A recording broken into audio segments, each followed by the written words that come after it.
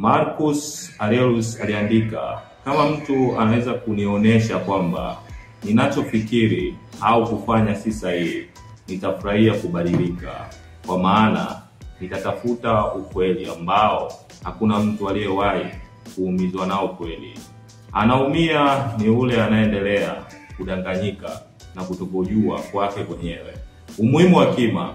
Hekima hutuongoza katika kila hatua ya maadili mengine. Bila hekima, ujasiri unaweza kuwa upumbavu, uadilifu unaweza kuwa upendeleo, kiasi kinaweza kuwa ukatili. Hekima hutupa macho ndani kuona ukweli ulipo. Hekima kwenye maisha ya kila siku.